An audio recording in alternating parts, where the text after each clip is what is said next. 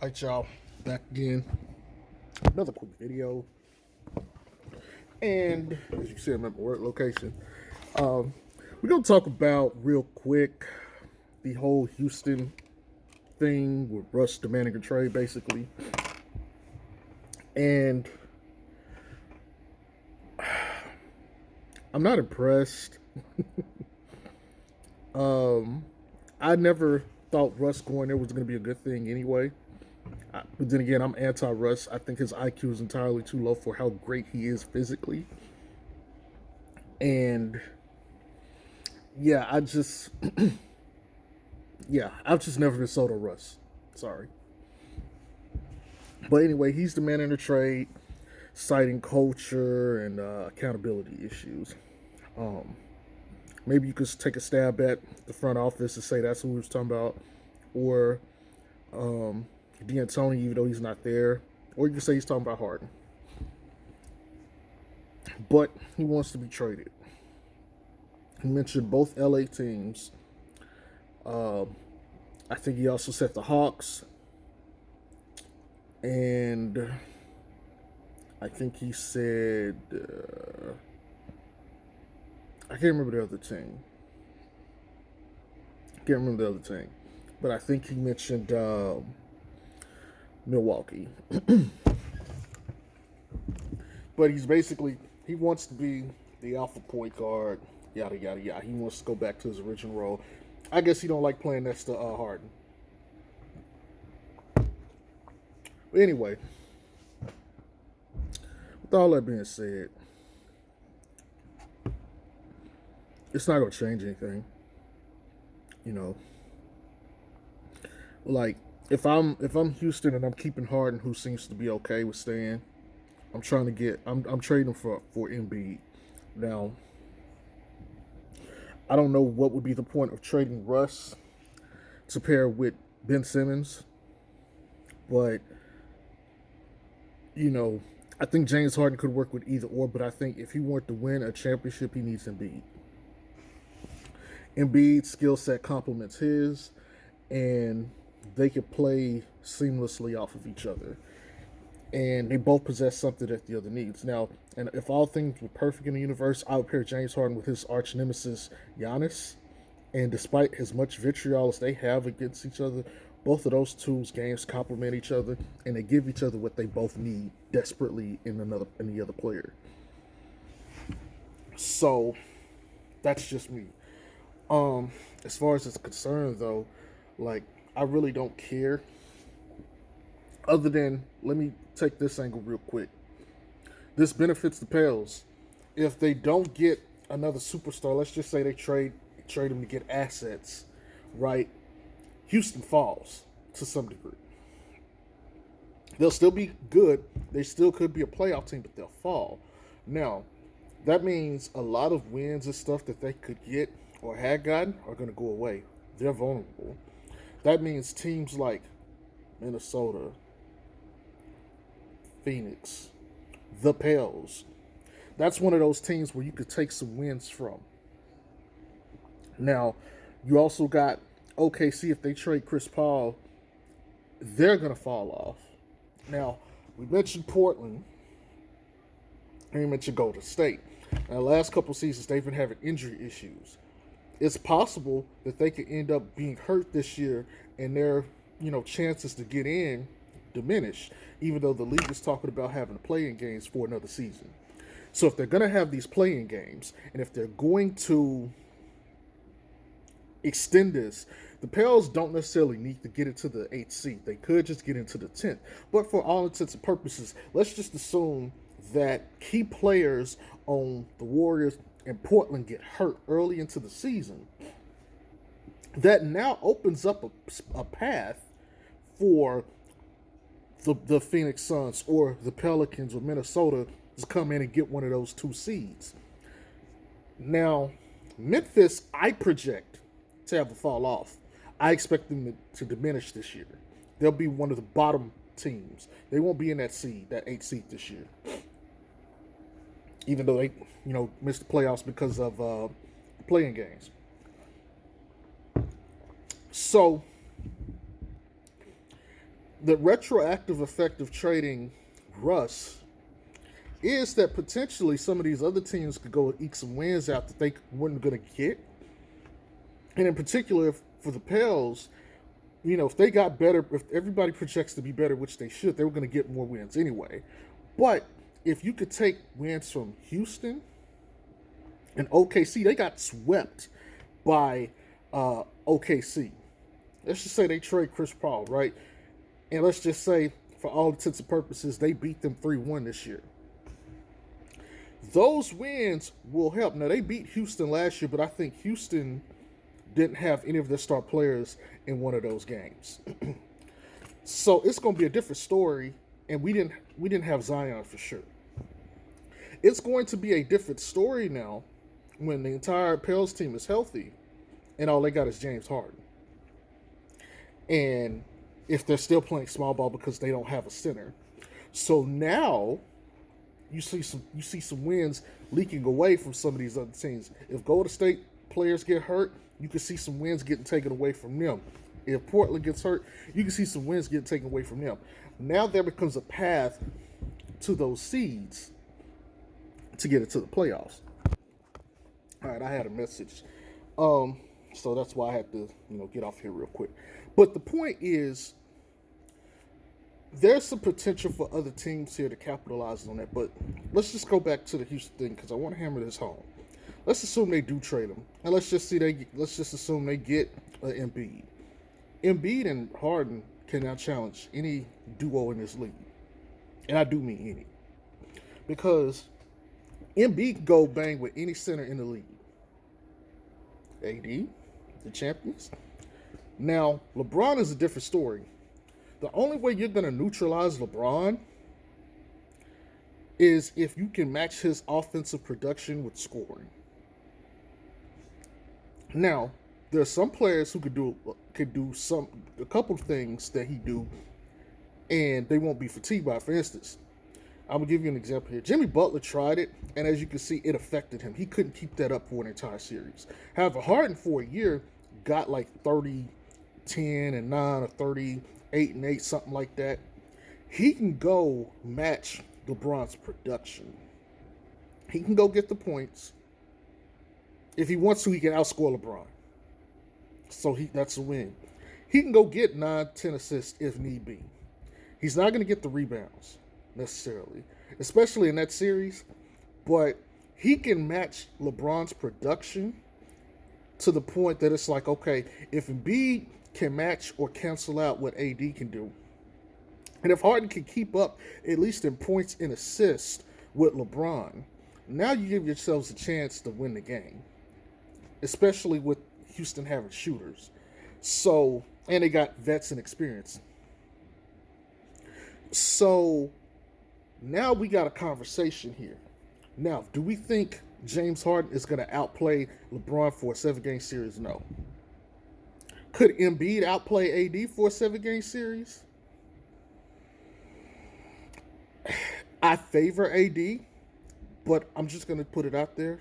I think Embiid could sit there and say, you know what, for one series, I'm going to give him everything I got. And if Embiid gives AD everything, it could go somewhere. I'm just saying, they may not win, but that's a 7-game series. Now, we got to keep all of this in perspective.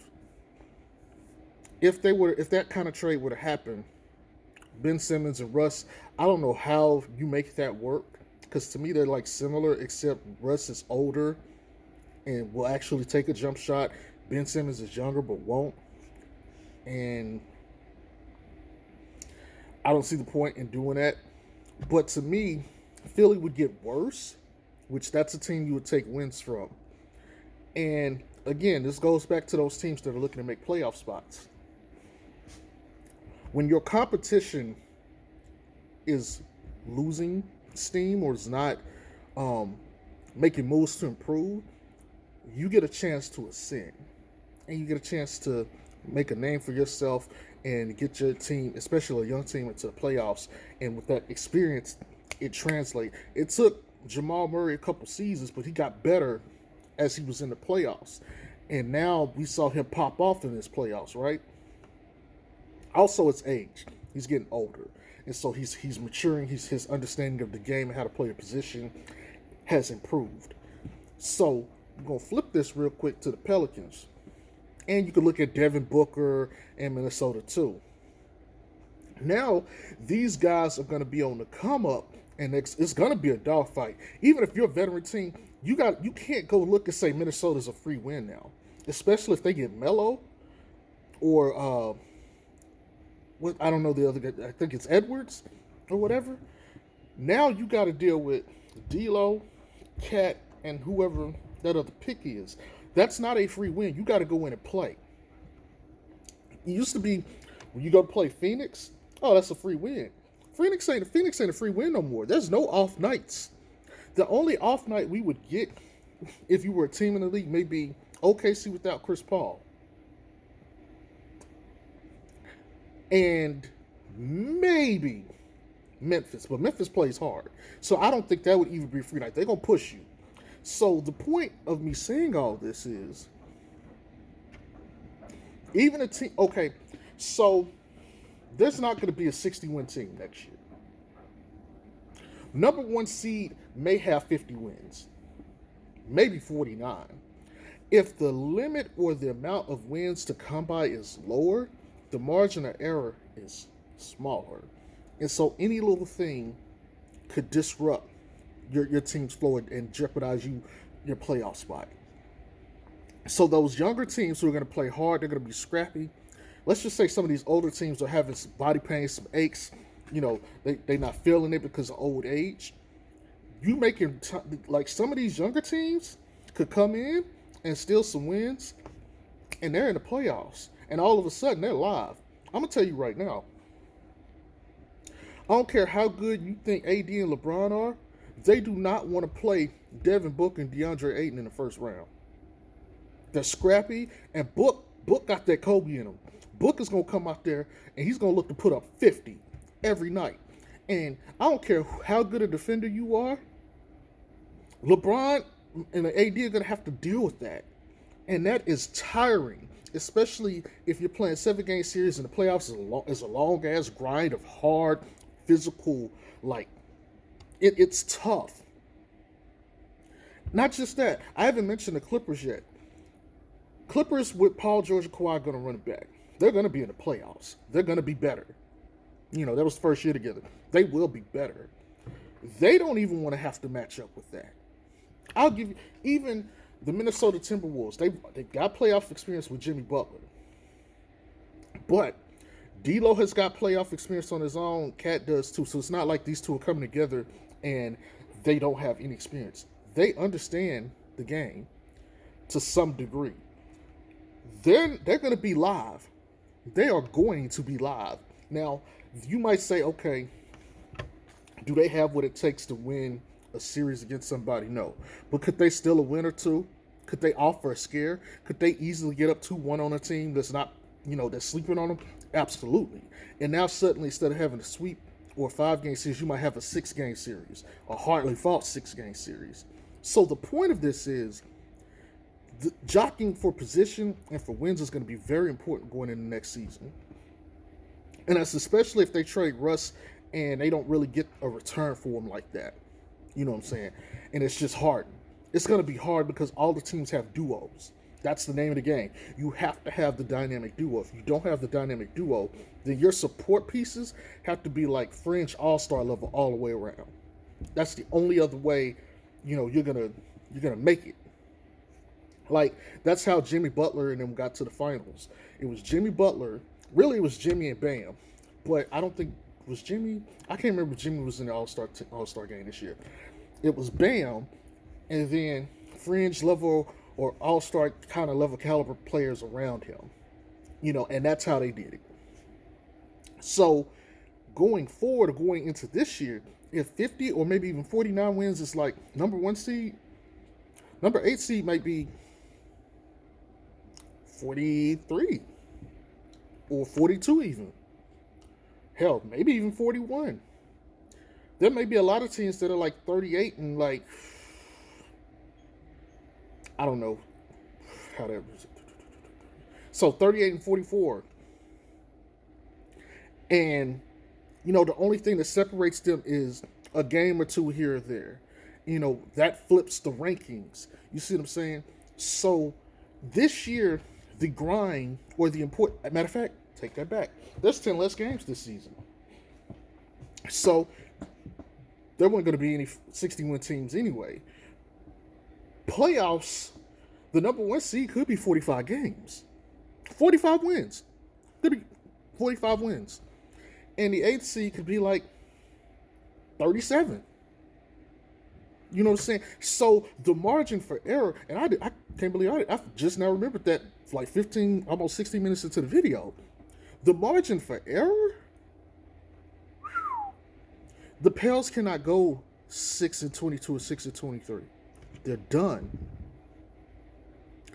At this point, if you have a 5-game losing streak, you're probably out of the playoffs at any point this season. At any point.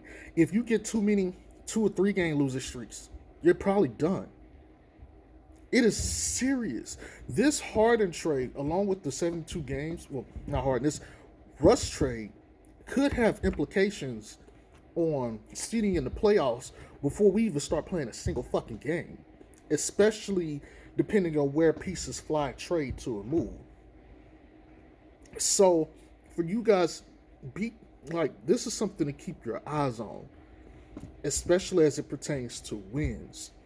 The Chris Paul trade, too, if they trade him or keep him, that's something to keep your eyes on. The health of the Warriors in Portland, keep your eyes on. The possibility of PG getting traded from the Clippers, keep your eyes on. There's another team I didn't mention, San Antonio. They're old, but they know how to play, and they still got pop. You don't expect them, especially after this year, because they just missed after 22, 23 seasons. You don't expect them to be in the playoffs, but they're live because they were live in the bubble and almost made the play-in game, right? So even with them, there's no free wins. They're going to play you. Every game counts. There's 10 less games this season. It's completely possible. Like I just gave you, I said 45. It's possible 42 or 40 is the number one seed. Think about that. I think the best record last year was like 56, 58. Take off 10 games. It's like 46, 48. And not all of those would necessarily be wins, but you see the point I'm coming from. So, this could have implications that dramatically affect a bunch of teams. I'm only talking about the West. What if some of these parts start moving in the East? So Ben and Russ are playing together. Can they figure out a way to get some wins and win some games and get to the playoffs? Yes. What if Russ goes to the Hawks, which is one of the teams he wanted to go to? Atlanta all of a sudden is going to be live for a playoff spot. Now KD's coming back, so Brooklyn's going to shoot up. Giannis, so far nothing has changed. His team may come off some wins, and they damn near got 60. They were on pace to get I think 70 at one point. That ain't gonna happen this year. Miami, their team is gonna ascend. Bam is in another year. Tyler and some of those other guys, they're gonna ascend. They got playoff experience. They're gonna be live. Orlando should be better. I'm trying to think of who else. Boston should, they're Boston. They're gonna be there. And with less wins on the table, the margin for error slips. But if you're in the East, you automatically looking and thinking, damn, we got to deal with KD now. There was wins that teams got last year that they're not going to get with KD. And even though some teams are getting better, yes, you were getting better and you were dealing with one thing, but now you got to deal with, now it's not just Giannis and Miami. Now it's Giannis, Miami, and Brooklyn. Those are going to be the teams to beat in the East. Toronto and Fred VanVleet, if they don't re-sign him, they're going to fall off some. And Pascal Siakam, there's questions about whether he can carry a team. So those wins are going to matter. Every freaking little One, and those trades are going to matter. Keep your ears to the NBA fucking streets because they're going to tell you a lot of what the atmosphere is going to look like in the league. Now, do I expect any of those teams to win 50 or 48 games in a 72 game season? Except Brooklyn. If Brooklyn gets to like 50 or something, I'll say okay. And like in large part, it'll be because of Kevin Durant. Because, in my opinion, KD is the best in the world. There's no tangible answer for him. AD was the only person I thought that could guard him, and he cooked AD 2 years ago. Cooked him. And he guarded him and limited his effectiveness. So, to me, KD is the best player. If KD is KD, I wouldn't be surprised if Brooklyn got to 50. It wouldn't shock me one bit. Do I expect it? No. I really don't. But the point of emphasis is the league is going to be a different monster this year. 10 less games. KD, LeBron, different coasts. Steph is back. Kawhi's got his team. There's duos everywhere. And you got younger ascending talent who is on the come up and stuff. And some of these trades are putting, mixing and matching pieces. It's gonna be a monster. Margin for error is too small. So be on the lookout for that. But it's your boy. I just want to put this video out here. I know I kind of was all over the place, but it originally was just going to be talking about Harden and Russ, but I got the cooking, and I was just like, damn. Like this gonna be a motherfucker. I really don't think the Pels are going to get a top 8 seed unless Lonzo has to ascend, and I mean ascend. Zion has to take a huge leap forward. BI has to jump to like 27 a game easy.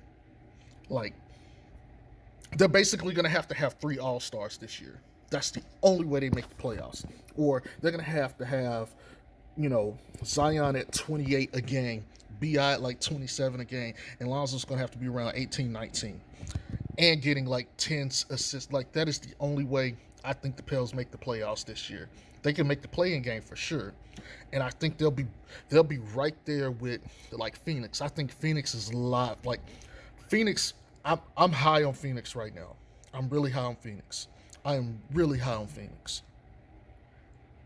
That, like,